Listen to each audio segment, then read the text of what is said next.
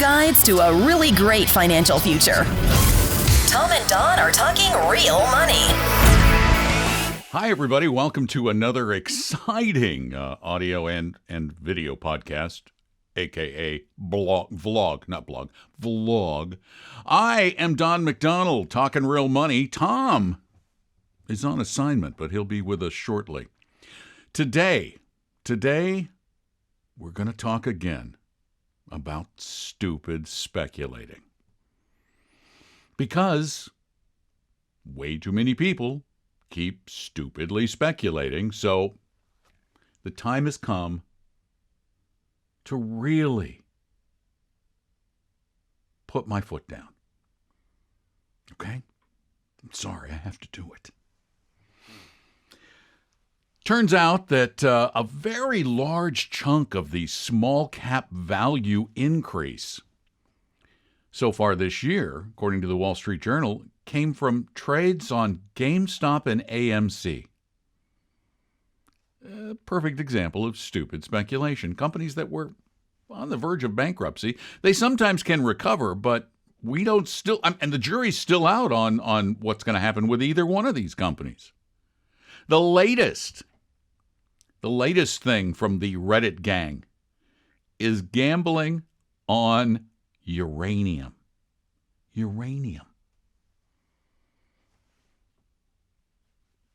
Don't get me started. But the big one, the one that gets the most attention, that seems to capture the imagination of crazy speculative investors everywhere, is this newfangled thing over the past decade known as cryptocurrency, the most popular of which is Bitcoin. One of the reasons I bring this up again, I've been collecting a number of articles over the past few weeks from all kinds of brilliant minds about cryptocurrencies. But what really got me started was a note that I received from a listener. Let me just pull that up. Hold on, I've got so many things up on my screen. This note says, "Hi, Tom and Don. I love the podcast. I heard you try to warn people away from crypto, and I ran across a concise dismissal of crypto by the moderators of the Bogleheads Forum. So I looked it up, and it's fascinating. Let me just read it to you verbatim from the Bogleheads Forum. This is from one of the moderators. They've adopted a new policy. They are going to stop conversations about cryptocurrency as a real investment. And they quote Burton Malkiel, who wrote The Random Walk on Wall Street. And Burton said a long time ago, eventually, one runs out of greater fools.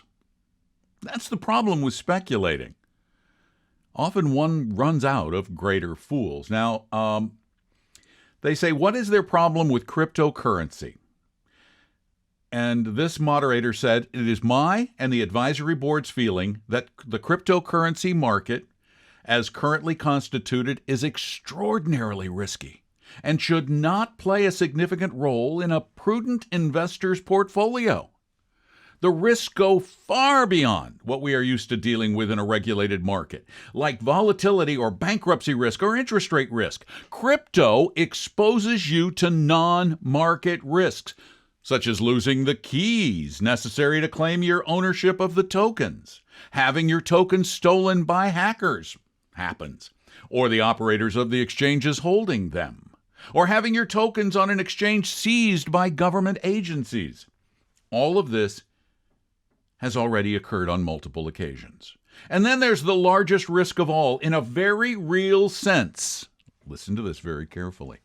In a very real sense, cryptocurrencies, or crypto tokens, they say, are already bankrupt. This is an interesting point that I have not heard yet. They have, and I've said this, a literal value of nothing.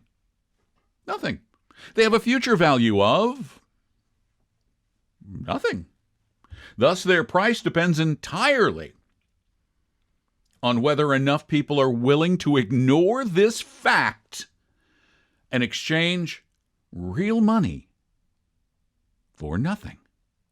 The only basis for buying them is the hope that the price will go up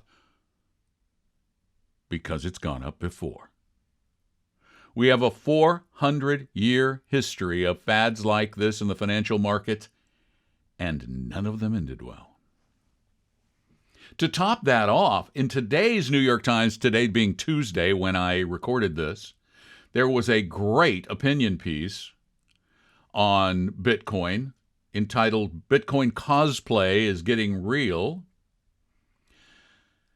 And the basic point here is that Bitcoin, in fact, they say it right here, Bitcoin is popular despite being mostly useless. Its success lies solely with the fact that it has made people money in the past. Greater fools. Greater fools.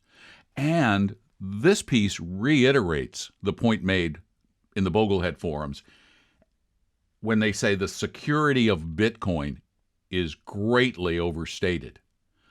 Did you know that 20% of all Bitcoin in existence is no longer accessible to anybody because the passwords have been lost or forgotten? 100,000 people who put their money, their Bitcoin, put their money in Bitcoin, and then they gave it to a Canadian exchange. The whole group, 100,000 people in 2018, lost everything when the founder of the exchange died and neglected to tell anyone the passwords. This is dumb. There is no useful purpose for cryptocurrencies. It is possible, albeit nowhere near certain, that the underpinnings of Bitcoin, the blockchain, might come in handy in the currency markets as they exist. And they also add, and this I have 12 articles on this, Bitcoin mining is horrible for the planet. You think mining is bad? Oil is bad? Bitcoin is worse. Bitcoin mining uses the equivalent electricity of the entire country of Finland, of the entire state of Washington. That's a lot of electricity.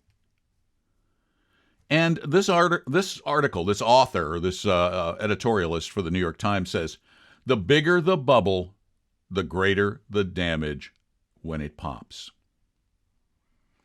It will pop. We've said this before. We don't know when, but it will pop. Sure, some speculating will make you money. Sometimes. And to prove that, well, we sent Tom on assignment to look into the ultimate speculative investment. Hey, it's Tom. I take the mask off so you can hear me a little bit.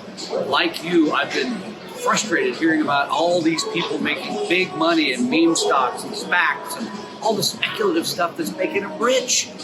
Not me. So I decided to go to the ultimate wealth-making place in the world, the casino. That's right. I'm going in today. I'm taking my money, and I am going to turn big returns. So I'll tell you all about it. I'm going to go in here. I'm going to play a couple of games I'm going to try, see how it goes. But I think I'll be back here shortly with the big money. So stay with me for that.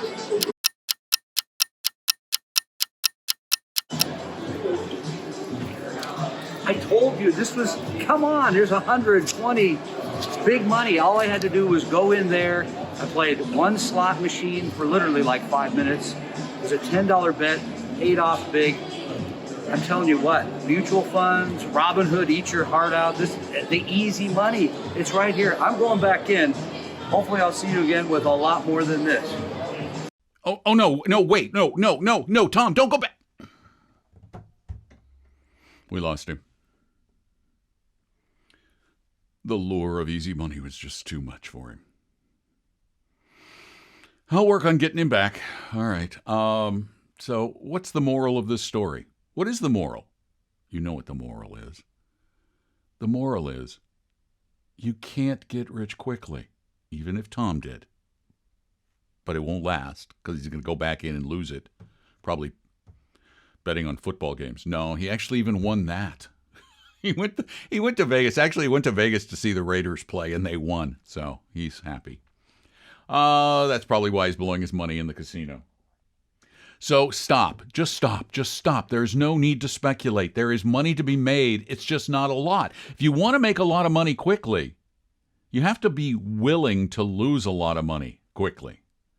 And I just don't think that's what you really want to do. If you'd like to ask us a question, you can call us at 855-935-TALK, 855-935-8255, or you can do like these folks did, and you can type your question up. You can also speak it. I have to pull up the software. You can type your question up and send it in to talkingrealmoney.com. Just like, which one am I going to do? I'm going to do this one. It's an easy one. Short and easy. I like short and easy. This one's about a Roth conversion. The question is really simple. Should I start converting my 401k to Roth? I retired at 55. I am now 57. I retired in the Philippines, and my monthly expenses are $2,500. Not enough information. This is another one of those it depends.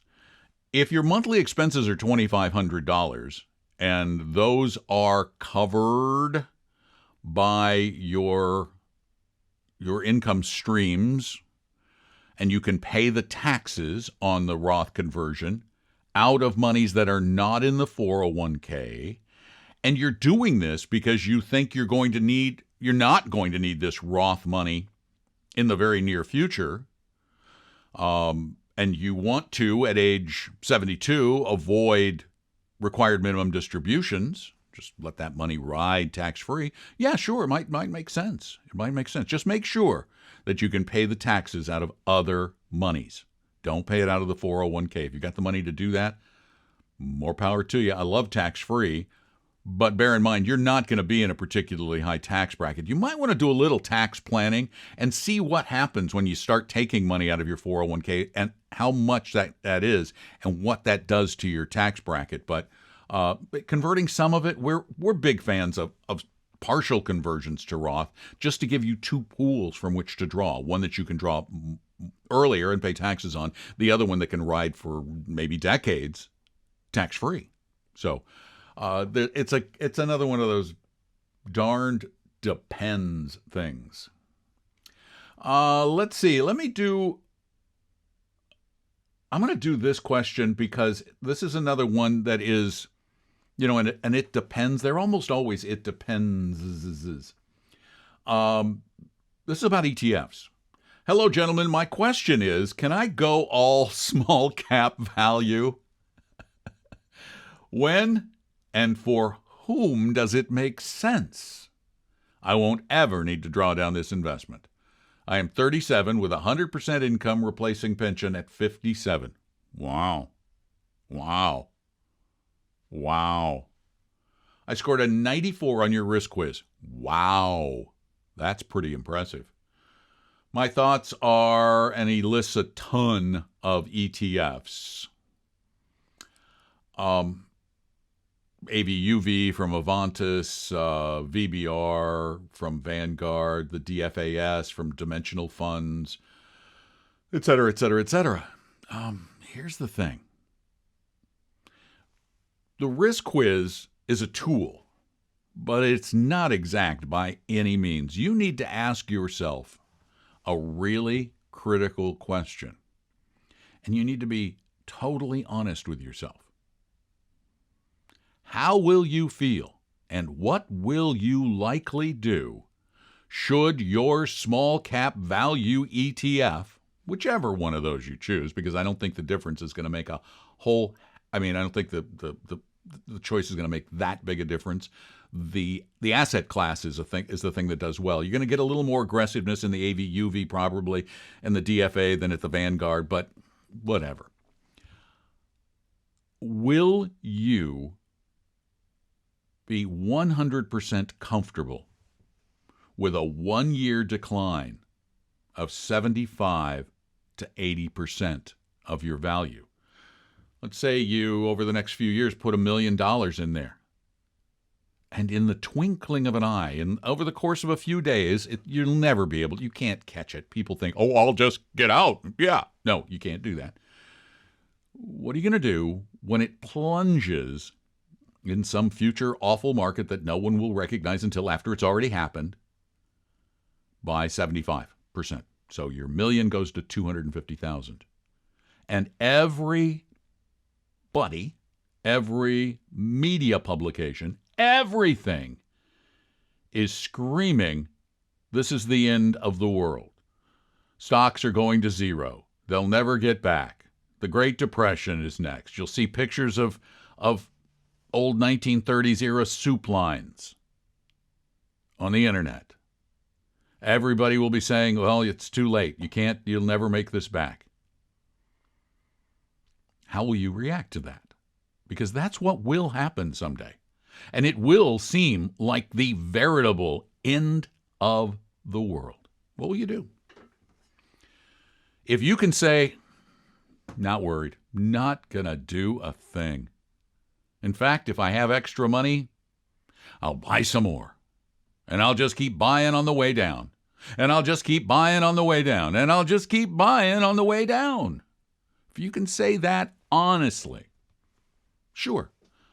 Nothing wrong with having a portfolio that's all small cap value. It's going to be very scary, but in the past, it has performed well. I can tell you, as one who knows the markets well, has been speculating in them at a younger age and then investing in them as I got wiser, that I would not be comfortable. Even I wouldn't have been comfortable in my 30s with 100% in small cap value. I'd have greater diversification. Then his last question is, what are the 15 ETFs you guys use? Oh, I bet you mean for the Vestry portfolios. I honestly don't know. It's a mix. But the problem with you using 15 ETFs is the complexity of the rebalancing and the discipline it takes to really pull it off. I mean, I know we have small cap value. I know we have, and we use, who do we use? See, I don't get involved in the day-to-day managing of accounts much at all, so I don't really know. But you don't want to do that. You don't want to build. I mean, if you want to build that portfolio, set up a meeting with one of our advisors. They'll give you the funds. But remember, you've got to manage them, and you've got to manage them in good times and bad. And remember, most of us in good times want to have more of the stuff that has really done well. And in bad times, we want to get out of the whole darn thing. So just be cautious. But yeah, sure, if you want to learn those, just set up an appointment with one of our advisors. They'll tell you. You just go to vestry.com and they might be able to really kind of guide you to a little bit better into how to build a better diversified portfolio. And it's free. There's no obligation. There's no high pressure sales pitch, none of that stuff. Okay? Just go to vestry.com. If you want to ask questions, call us at 855-935-TALK or send your questions in at talkingrealmoney.com, or you can record them at talkingrealmoney.com on the contact form if you have a mic on your computer. I want to thank Tom for his hard work, his slaving over a slot in Vegas. You know, somebody had to go to Vegas and do this report, so just glad it was him. I don't think I could have handled it. Thank you all for being there. If you get a chance, tell a friend or two or 1,000. If you like what you hear, go get an Apple ID, even if you don't use Apple Podcasts, and leave us a review, although most of you listen on Apple Podcasts. It's like 70% of our listeners are on Apple Podcasts. I don't know why. Well, I think it's because they invented the term podcast. Anything else I need to tell you? No, we'll do another one of these tomorrow. So thanks for being there. Take good care of yourselves. Hanging out, thinking about, writing about, and Talking Real Money, I'm Don McDonald. We hope you realize that the information provided on Talking Real Money is for educational and hopefully enjoyable purposes only. Providing personalized financial planning or investing advice takes time, so please consult with a really good fee-only fiduciary investment, tax, or legal advisor. We know a good one. Investing must always involve risk. In other words, you can and probably will lose money at times. Also, as much as you want it, no one can accurately, consistently predict the future. So past performance doesn't tell you a darn thing about what the future will bring. Unlike many other programs that say something similar, Talking Real Money is not trying to get you to buy or sell any financial products or securities. Instead, the program is provided as a public service by Vestry, a fee-only registered investment advisor. Thanks for listening, and please visit talkingrealmoney.com for more information and disclosures. Are we done now?